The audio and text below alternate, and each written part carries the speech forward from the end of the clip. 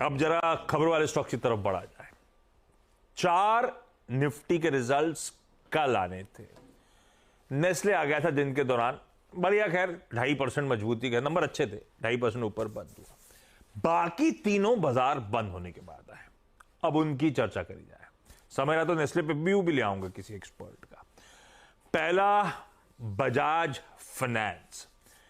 एक काम करिए सेठ साहब, बजाज फाइनेंस आप रेडी रखो, आता हूं भाई। नतीजों से ज्यादा इंपॉर्टेंट है कि इन्होंने अपने रिजल्ट के साथ साथ मेंशन करा है कि हमने, याद रखिएगा, आरबीआई ने कुछ रेगुलेटरी रिस्ट्रिक्शंस इंपोज करे थे इनके 2 प्रोडक्ट्स पे, ई कॉम और इंस्टा ईएमआई कार्ड्स। तो जो रिक्वायर्ड बदलाव थे, इन रिस्पॉन्स वो बदलाव, चेंजेस इन्होंने कर लिए ऐसा कह रहे हैं। और आरबीआई का दरवाजा खटखटाया है कि रिव्यू करें अपने रिस्ट्रिक्शंस को और हटाएं। पॉजिटिव चीज है। अब आरबीआई कब करेगा, क्या करेगा, वो अलग बात, लेकिन इनकी तरफ से इनका कहना है कि इन्होंने सब खामियां पूरी कर ली, तो ये अच्छी खबर है। अच्छा, जहां तक रिजल्ट्स की बात है भाई, रिजल्ट थोड़े से फीके रहने थे, रेगुलेटरी रिस्ट्रिक्शंस का कुछ खामियाजा भुगतना था, वैसे ही हुआ है और इनलाइन परफॉर्मेंस है लार्जली नतीजों में। साल दर साल एनआईआई 28%, मुनाफे में 21% का जंप है। एनआईएम्स क्यू ऑन क्यू 15 बिप्स कमजोर हुए। एसेट क्वालिटी, नेट एनपीए तो जस का तस नजर आएगा आपको। थोड़े से रिटर्न रेशियोज भी सीक्वेंशियली कूल ऑफ होते हुए आपको नजर आएंगे। FY25 की गाइडेंस दी है, ऑन ट्रैक है। एयूएम ग्रोथ 26 से 28% हम डिलीवर करेंगे, पर एनआईएम्स में इस साल की पहली छमाही में ही 30-40 बेसिस पॉइंट्स का और दबाव आएगा। ऑलरेडी आ चुका है Q4 में और सब्सिक्वेंट क्वार्टर्स में दबाव आना है। इसलिए मैंने कहा मिला जुला, कुछ खबरें पॉजिटिव हैं, नतीजे ठंडे से हैं। बैती साहब, लेकिन स्टॉक कैसा प्लेस्ड, आप क्या करोगे? मैंने बैती साहब नहीं, अमित सेठ साहब से कहा था। सेठ साहब सॉरी, आपके पास आ रहा हूं। बजाज फाइनेंस। जी आशीष जी, रिसेंटली देखा जाए तो स्टॉक पिछले कुछ दिनों से कंसोलिडेट कर रहा है। यहाँ पे एक हायर लो जरूर बना था 6800 के लेवल्स में, क्रूशियल मूविंग एवरेजेस के ऊपर ट्रेड कर रहा है कंसोलिडेशन मोड में, लेकिन यहाँ पे कंडीशनल बाय बनता है। अगर स्टॉक 7400 के ऊपर कंफर्टेबली ट्रेड करे तब यहाँ पे हम बाय करेंगे, नहीं तो वेट एंड वॉच रहेगा, कंसोलिडेशन मोड में है। 7400 के ऊपर निकले, कंफर्टेबली ट्रेड करे, तब 7200 का स्टॉप लॉस लगा के टारगेट्स रहेंगे 7700 से लेके 7800 तक। बजाज फाइनेंस पहला निफ्टी का। दूसरा, इंडसइंड बैंक, जिसकी चर्चा भी हुई थी। है तो मिले जुले से नंबर्स। एनआईआई में 14% का जंप है, मुनाफा 15% बढ़ा है, पर मुनाफे में 2 चीजों की शायद मदद मिली है। अन्य आय का कंपोनेंट बढ़ा, दूसरी तरफ प्रोविजनिंग साल दर साल क्यू ऑन क्यू रिड्यूस हुई। ये तो हुए हेडलाइन नंबर्स की बात। एक अच्छी बात, ऑपरेटिंग प्रॉफिट्स में इंप्रूवमेंट पिछले कई क्वार्टर्स से, साल दर साल देखो, क्यू ऑन क्यू देखो, इंप्रूवमेंट, और इस क्वार्टर में भी कंटिन्यू होता हुआ। अच्छी बात यह है, स्लिपेज रेशियो में एक रिडक्शन देखने को मिल रहा है, जो मेरे ख्याल से स्ट्रीट पॉजिटिव लेना चाहिए। एसेट क्वालिटी स्ट्रांग डिलीवर करी है, तो है बढ़िया पॉजिटिव्स के तड़के इस नंबर के साथ। इस नंबर पे मानस आपके पास आ रहा हूं। इंडसइंड बैंक कैसा प्लेस्ड है? अच्छा, ब्रोकरेजेस जो कह रही हैं, इस समय का भाव दिखाइए डायरेक्टर साहब, 1925 से लेके 2020 तक, यानी कि 1500 के नीचे वाला स्टॉक यहां से बढ़िया 400, 500 प्लस का मूव डिलीवर कर सकता है, ज्यादातर ब्रोकरेजेस मानती है। और उनके पॉजिटिव में बात यही सब है। उनका कहना है सस्टेन कर रही है स्ट्रॉन्ग एसेट क्वालिटी, जो खास तौर पर यहां से री रेटिंग को ड्राइव करेगी। मानस, चार्ट्स पे लेकिन कैसा प्लेस्ड इंडसइंड? देखिए, चार्ट्स पे स्टॉक ने करीब 100 रुपए का करेक्शन दिया था, उसके बाद स्टॉक ने 200 मूविंग एवरेज के अराउंड सपोर्ट लिया। कल के पैटर्न को देख के लग रहा है कि जो करेक्शन था वो कंप्लीट हुआ है और अब यहां से एक बाउंस बैक देखने को मिल सकता है, जिसमें 1540 तक के भाव आपको देखने को मिल सकते हैं। तो ट्रेड लेना होगा तो वो लॉन्ग साइड पे होगा, 1479 का आपको स्टॉप लॉस लगाना है। लॉन्ग साइड का ट्रेड, ये चर्चा भी आई थी कि पॉजिटिव है, ब्रोकरेज भी थम्स अप दे ही रही है। इवेंचुअली 2000 के आसपास के लक्ष्य लार्जली आपको नजर आएंगे। तो रखिए इंडसइंड बैंक को रडार पे। तीसरा नतीजा आना था वो आईटी का, टेक महिंद्रा का, मतलब निफ्टी 50 में। अदरवाइज तो आईटी के बहुत सारे नंबर्स जो आगे डिस्कस करूंगा। टेक महिंद्रा पे बहेती साहब आप चार्ट रेडी करो। टेक महिंद्रा के नंबर्स इनलाइन टाइप है। आय गिरनी थी, गिरी सीक्वेंशियली, 0.8% आय पे दबाव है। हाँ, एक्सपेक्टेशन कुछ ब्रोकरेजेस की थी कि कांस्टेंट करेंसी में आए 1.25% तक गिरेगी। मार्जिन्स बहुत पेन में है, उस पेन से उभरना एक्सपेक्टेड था। 200 बेसिस पॉइंट मार्जिन इंप्रूव हुए, 5.4 वाले 7.4, 7.35 टू बी प्रिसाइज, लेकिन 7.4 पकड़िए कन्वीनियंस के लिए, 200 बेसिस पॉइंट्स का इंप्रूव। तो मोटा मोटी जैसा स्ट्रीट एक्सपेक्ट कर रहा था वैसे ही आंकड़े हैं। अच्छा, इंपॉर्टेंट पता है क्या है? नए सीईओ साहब मोहित जोशी ने एक टर्न अराउंड प्लान अनवेल करा है 3 साल का। FY27 की स्ट्रैटेजी है top line growth above peer average लेकर आएंगे और 15% के इबिट मार्जिन पे पहुंचेंगे, जो इस समय इस क्वार्टर के एंड में खड़ा है 7.25 7.5% पे। अगर तो अचीव कर रहे हैं तो ये बहुत पॉजिटिव है, पर स्ट्रीट को क्लोजली मॉनिटर करना पड़ेगा ये नए सीईओ के टर्न अराउंड प्लान को। पर बहती साहब, चार्ट्स पे कैसा भाई टेक महिंद्रा? जी आशीष जी, चार्ट्स पे तो काफी प्रेशर है। स्टॉक 200 डेमा के भी नीचे ट्रेड कर रहा है और अपने बॉलिंजर बैंड के लोअर बैंड पे ट्रेड कर रहा है। हमें लग रहा है कि शायद जिस हिसाब से स्ट्रक्चर बना हुआ है, काइंड ऑफ आप बोल सकते हो कि सब वर्स्ट इज ऑल प्राइस्ड इन, और शायद यहाँ से कोई गिरावट आती है तो एक अच्छी अपॉर्चुनिटी बनेगी एक लॉन्ग टर्म या एक स्विंग के हिसाब से स्टॉक को लेने के लिए। 1 से 1.5 महीने का व्यू लेकर स्टॉक में ऐड किया जा सकता है। 1160 का एक जोन है, अगर उसके पास मिलता है आज कोई भी गिरावट के कारण, तो खरीदारी की सलाह रहेगी। जो स्टॉप लॉस मेंटेन करना है 1140 का एक एसएल मेंटेन करना है। हमें लग रहा है कि 1 से 1.5 महीने का अगर व्यू देंगे तो उसमें शायद वापस 1200-1250 तक के लेवल देखने मिल सकते हैं। चलिए भाई, ये है टेक महिंद्रा। तो चार्ट्स तो कमजोर लग रहे हैं। टेक महिंद्रा से ही क्यों लेते हुए एक काम करा जाए, कई सारे और आईटी के रिजल्ट्स आए। एलएनटी टेक्नोलॉजी सर्विसेज, सत्यदेव साहब ये थोड़ा होमवर्क ज्यादा आपके लिए। एलएनटी टेक, जेंसार, साइएंट और एम्फोसिस। अगर तो आप, मैं टाइम लगेगा मुझे बताने में, आप टटोल लो तो इनमें से कहीं कोई एक आध ट्रेड वेट बढ़िया वाला समीकरण दिख रहा हो, उस पर ही बात कर लेंगे अपन। 4 आईटी के नंबर्स पे हमें अदर देन टेक महिंद्रा के नंबर्स पे रिएक्ट करना है।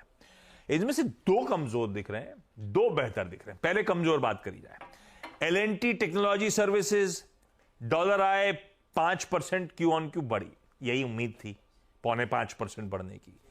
मार्जिन एक्सपेक्टेड था फ्लैट, मार्जिन 30 बेसिस पॉइंट्स का दबाव दिखा रहे हैं। तो फीके से नंबर्स आपको एलएनटी टेक के देखने को मिलेंगे। गाइडेंस जो दी है FY25 की एस्टिमेट से कम है, 8 से 10% ग्रोथ की बात कर रहे हैं और कह रहे हैं इबिट मार्जिन गिरकर 16% पे आ जाएगा, क्योंकि हम अपने इन्वेस्टमेंट्स को फ्रंट लोड कर रहे हैं। इसीलिए मैं कह रहा हूं गड़बड़ नंबर्स हैं, कमजोर नंबर्स हैं। दूसरा जो नंबर कमजोर है वो है साइएंट का। साइएंट के नंबर स्क्रीन पर आएंगे। आय में 2.2% का उछाल, उसके सामने मार्जिन फ्लैट हैं, 10 बेसिस पॉइंट्स का माइनर सा इंप्रूवमेंट है। पर अदरवाइज सब पैमाने पे नंबर्स फीके से हैं। हाई सिंगल डिजिट रेवेन्यू की गाइडेंस दे रहे हैं और मार्जिन फ्लैट ही रहेंगे FY25 में, कोई मीनिंगफुल रिकवरी की बात नहीं कर रहे हैं। फिर आइए तीसरा, जेंसार टेक्नोलॉजीज। डिसेंट से हैं, जो स्ट्रीट एक्सपेक्ट कर रहा था उसके सामने। जेंसार के रेवेन्यू और margins in line, constant currency में 2% क्यू ऑन क्यू का जंप, मार्जिन्स डिफेंड कर लिए 14.6% के आसपास। ऑर्डर बुक पिछले क्वार्टर से बढ़िया बाउंस बैक, $167 मिलियन की ऑर्डर बुक 182 मिलियन की इस क्वार्टर पे पहुंचती हुई। तो इंटरनल्स ठीक ठाक। हाँ, एक दिक्कत है, कल अपडेट ये भी आया है कि सीएफओ जो है सचिन जूते, उन्होंने इस्तीफा दे दिया है, हालांकि पर्सनल रीजन के चलते। तो ये ध्यान रखिएगा, जरा देखते हैं। नंबर्स ठीक थे पर ये इस्तीफा आया है। एम्फोसिस आय इन लाइन है, थोड़ा सा स्लाइड मिस आपको मार्जिन पे नजर आएगा, लेकिन कांस्टेंट करेंसी में 2% की Q on Q growth deliver कर दी। ये कंपनी वो थी जो निगेटिव ग्रोथ, फ्लैट ग्रोथ कर रही थी, इस बार 2% की कांस्टेंट करेंसी ग्रोथ डिलीवर करी है, वो इंकरेजिंग है। और मार्जिन डिफेंड कर लिए उस ग्रोथ के साथ साथ 14.9% पे। ये है चारों आईटी नंबर्स की तस्वीर। सतुर साहब, कोई अच्छा लगा, कोई बुरा लगा? आशीष जी, फ्रैंकली स्पीकिंग मुझे लगता है कि आईटी के नंबर्स इसके प्राइस में ऑलरेडी डिस्काउंटेड है, फैक्टर्ड इन है। तो प्रोबेबली अगर आप एक की भी बात करें, एम्फोसिस की बात करें चले, तो एम्फोसिस में अगर आप देखें तो पिछले 12 दिनों से एम्फोसिस वीक है, यानी लोअर टॉप लोअर बना रहा है, रोज थोड़ा थोड़ा ड्रैग हो रहा है। तो मुझे लगता है आज अगर वीकनेस भी आता है, एम्फोसिस रहेगा या जेंसार रहेगा, एलटीआई माइंट्री रहेगा, एलटीटीएस रहेगा, मुझे लगता है मैं, क्योंकि ये सब रडार पे रहते हैं, ये सब फ्रंट लीडर है, तो मुझे लगता है कहीं ना कहीं यहाँ पे एक शॉर्ट कवरिंग आनी चाहिए, रिलीफ रैली प्ले होनी चाहिए, क्योंकि सीरीज का पहला दिन भी है। तो देखिए, अगर एक चुनना है तो आप एम्फोसिस भी देख सकते हैं, जहाँ पे 2250 के आसपास का क्लोज है, प्रोबेबली एक 50 पॉइंट्स का एक डिप दे दे, लेकिन उसके बाद ये रिकवर करेगा। प्रोबेबली इसका जो एक रिलीफ रैली का टारगेट है वो 2300 का है। लेकिन एक चीज और एक है, एक देखिए आप एलटीटीएस का चार्ट, पिछले आप देखें 12 से 15 ट्रेडिंग सेशन ये वन वे टूट रहा है, ड्रैग हो रहा है। सो प्रोबेबली आज एक अगर 100-150 पॉइंट भी नीचे खुलता है तो इसमें भी रिकवरी आनी चाहिए। तो आज का ट्रेड रिकवरी का होगा पूरा आईटी पैक में, ये मेरे एक्सपेक्टेशन है। That is what the chart is suggesting, क्योंकि कंप्लीटली ओवरसोल्ड टेरिटरी में है।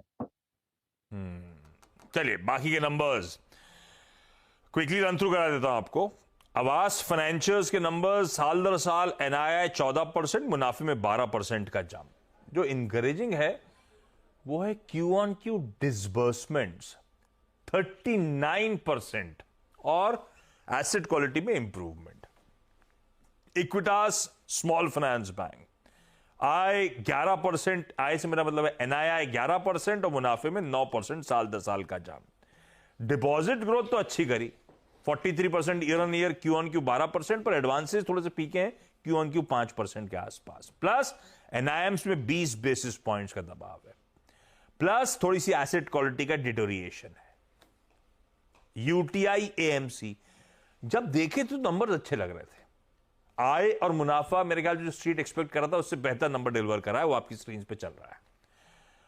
पर आप इंटरनल्स और इसके पीयर सेट से कंपेयर करिए, बाकी एसेट मैनेजमेंट कंपनी से, किसी एचडीएफसी से, किसी निपॉन लाइफ वगैरह से, तो एयूएम ग्रोथ ठंडी है, बट ऑब्वियस है ये कंपनी मार्केट शेयर लूज कर रही है, यील्ड्स कंप्रेस हो रही हैं, तो नंबर्स इंटरनल्स कमजोर है। हेडलाइन नंबर्स एस्टिमेट से ऊपर हो सकते हैं, ये ध्यान रखिएगा।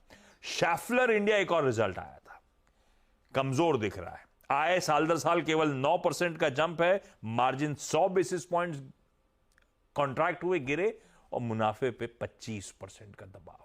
ये हो गया अब सारे रिजल्ट्स पूरे, बहुत सारे थे। अब आइए कुछ इंपॉर्टेंट स्टॉक्स इन न्यूज पे। शिल्पा जी आप इंटरग्लोब के साथ रेडी रहना, आता हूं आपके पास। बाकी टाटा स्टील तो ऑलरेडी प्रिफर्ड पिक है सेठ साहब की। टाटा स्टील को लेकर अपडेट समझिए, इसके लिए एक सरदर्द था यूके की बिजनेस की रिस्ट्रक्चरिंग, ट्रेड यूनियंस के साथ एक्टिव डिस्कशंस थे और वो की ओवरहैंग था स्टॉक पे। अब ये कह रहे हैं हमारी कुछ सहमति बन गई है, 1.25 बिलियन पाउंड्स का इन्वेस्टमेंट करेंगे पोर्ट टैलबॉट पे, और जो कंसर्न्स थे एग्जिस्टिंग हेवी एंड एसेट्स उनका क्लोजर के कमेंसमेंट की शुरुआत होगी। तो शायद ये जो अपडेट है रिस्ट्रक्चरिंग रिलेटेड, ये ओवरहैंग हटाता है, इसीलिए टाटा स्टील रडार पे, और शायद सेठ साहब को तो पोजिशनली भी और ट्रेडिंग के लिहाज से भी इंटरेस्टिंग लग रहा है। इंटरग्लोब एविएशन, भाई एविएशन के जलवे हैं इंटरग्लोब के, खास तौर पे उस स्पेस में। कल अपडेट आया कि इन्होंने एयरबस के साथ A350-900 एयरक्राफ्ट, 30 ऐसे एयरक्राफ्ट की ऑर्डर प्लेस कर दिया है। 2027 में डिलीवरीज की शुरुआत होगी। कंटेक्स्ट में रख देता हूं, इस समय इंडिगो के पास 350 एयरक्राफ्ट हैं, तो अच्छा खासा मीनिंगफुल एड ऑन होने वाला है इन एयरक्राफ्ट एडिशन से जब भी होगा। संदूर मैंगनीज नाम की कंपनी का एक्विजिशन अपडेट आया है, आज कल रात में देर रात आया। एक अर्जस स्टील नाम की कंपनी है जिसका टर्नओवर है 2876 करोड़, 80% स्टेक उसमें एक्वायर करेंगे, बचा 20% प्रमोटर रखेंगे, और ये मेरे ख्याल से फॉरवर्ड इंटीग्रेशन है अपनी स्टील की जर्नी की तरफ। क्रिसिल, सेबी से इनकी सब्सिडरी जो है step down, CRISIL ESG ratings and analytics, उसे लाइसेंस मिल गया है ईआरपी बिजनेस के लिए। ईआरपी बिजनेस क्या है? ईएसजी रेटिंग्स प्रोवाइडर, तो अब ये रेटिंग्स प्रोवाइड करेंगे ईएसजी की। पीजी इलेक्ट्रोप्लास्ट का अपडेट आया कि नया integrated AC manufacturing facility Rajasthan में खड़ी कर दी, कमीशन कर दी है, अच्छी खासी है। टोटल इंस्टॉल कैपेसिटी है 3,60,000 स्प्लिट एसीज की, 2.5 लाख विंडो एसीज की। एक लार्ज ट्रेड हुआ हर्षा इंजीनियर्स में, अमेरिकन फंड ने कल 9,70,000 शेयर्स बेचे और प्लूटस वेल्थ मैनेजमेंट ने 7,30,000 के शेयर्स खरीदे करीब। तो ये लास्ट ट्रेड हुआ। चलिए शिल्पा जी, ये इंटरग्लोब एविएशन बहुत मूड में है स्टॉक, खबर भी अच्छी है, कैसा प्लेस्ड है, क्या करोगे आप? जी आशीष जी, यहाँ पे देखेंगे तो एक ब्रेकआउट है 10 अप्रैल के बाद 3800 के ऊपर वापस स्टॉक अभी है। तो मुझे लगता है यहाँ पे जो मूव है आप 4000 से लेके 4200 के लिए भी आप इसको प्ले आउट कर सकते हैं। ऑलरेडी रन अप एक साइड बहुत चला हुआ है, तो अभी फ्यूचर्स यहाँ पे ट्रेड कर रहा है अराउंड 40 के अराउंड है। तो यहाँ पे ऑन डिक्लाइंस अप टूवर्ड्स 3750 भी अगर आपको मिला बाय कर सकते हैं। 3700 का स्टॉप लॉस रखिए। यहाँ पे मुझे लगता है एक पोजिशनल प्ले टूवर्ड्स 4000 से लेके 4200 के लिए वेल प्लेस्ड है। अच्छा, एक चीज और दिखा दूं, आजकल हैवी रिजल्ट्स कैलेंडर रख दीजिए स्क्रीन पे। 5 निफ्टी की प्लस 2 वायदा बाजार की कंपनीज के नंबर्स आज आने हैं। और आप सब भूलिएगा नहीं, कल आईसीआईसीआई बैंक के नंबर्स भी अवेटेड। आप जरा सीरीज के सितारे डायरेक्टर साहब, यार उसमें मजा है, जरा लाइए इस मई की सीरीज में हमारे ये इंटरेस्टिंग पैनल कौन कौन से स्टॉक्स पे कुछ कह रहे हैं आप लोग, कौन कौन से इंटरेस्टिंग स्टॉक्स पे दाव लगा रहे हैं, वो इंपॉर्टेंट। ये आ गया स्टिंग। शिल्पा जी, अपन एबी कैपिटल के साथ जा रहे हैं, इस बीच कुछ और सोचा है, या सबसे कन्विक्शन अगर एबी कैपिटल है तो उसी के साथ रहेंगे, वही है? जी बिल्कुल, एबी कैपिटल है। डायरेक्टर साहब वो प्लेट दिखा दीजिए शिल्पा जी की अगर रेडी है। शिल्पा जी एक बार टारगेट बता दो और स्टॉप लॉस बता दो प्लीज। स्टॉप लॉस यहाँ पे 215 का मेंटेन कीजिए और टारगेट रहेगा 270। परफेक्ट। एबी कैपिटल रखिए भाई, सीरीज का सितारा शिल्पा जी की तरफ से। मानस, इस सीरीज में कहां नजर है? तो देखिए, इस सीरीज में स्टेट बैंक ऑफ इंडिया पे नजर है, क्योंकि एक बड़े कंसोलिडेशन के बाद कल हमने स्टेट बैंक ऑफ इंडिया में ब्रेकआउट देखा, काफी बेहतर वॉल्यूम देखने को मिले। वीकली चार्ट पे ये फ्लैग पैटर्न का ब्रेकआउट है, तो 759 का स्टॉप लॉस लगाना है इस पूरी सीरीज के लिए। खरीदारी करनी है स्टेट बैंक ऑफ इंडिया में और टारगेट सेट करने हैं 925 रुपए के। एसबीआई, ये भी हमारे 6 स्टॉक्स में से एक का। चलिए राजेश जी, आपने क्या चुना सीरीज का सितारा? अनुज जी, देखिए सीरीज के सितारे के लिए मैंने पीएफसी, मुझे लगता है पीएफसी, आरईसी, पावर में अभी तक पावर आना बाकी है, वहां पे मोमेंटम आना बाकी है, तो पीएफसी पे नजर होगी। देखिए पीएफसी का जो क्लोज है स्पॉट में वो 407 के आसपास है, तो मैंने ये सोचा कि जो भी डिप मिलेगा हमें वो हम बाइंग के लिए इस्तेमाल करेंगे। 380 का हम स्टॉप लॉस रखेंगे और 450 से लेके 470 ये इसका टारगेट होना चाहिए for this series. So PFC is a buy. बैदी साहब, क्या लेना है सीरीज के लिए, कहां कमाई होगी मोटी? जी, आशीष जी, आईसीआईसीआई बैंक पे ध्यान देना चाहिए। नंबर्स से पहले कल स्टॉक ने ऑल टाइम हाई लगाया है और जिस हिसाब से एक्सेस में नंबर्स के बाद ब्लास्ट आया है, हमें लग रहा है कि उन्हीं लाइंस पे आईसीआईसीआई के भी नंबर्स देखने मिल सकते हैं। तो खरीदारी की सलाह है। 1080 का एक स्टॉप लॉस लगाना है इसमें। 1200 और 1240 तक के टारगेट्स के लिए इसमें पोजीशन बनाई जा सकती है। अमित जी, आपका क्या रहेगा स्टॉक सीरीज के लिए? अनुज जी, मुझे एनएमडीसी का स्ट्रक्चर काफी पॉजिटिव लग रहा है। डेली चार्ट्स यहाँ देखें तो यहाँ पे एक inverse head and shoulder pattern का ब्रेकआउट है। वीकली चार्ट में एक ब्रेकआउट रीटेस्ट इन प्लेस है। स्टॉक एक ब्लू स्काई टेरिटरी में है, कोई ओवरहेड रेजिस्टेंस नहीं है। मोमेंटम इंडिकेटर्स काफी स्ट्रांग है।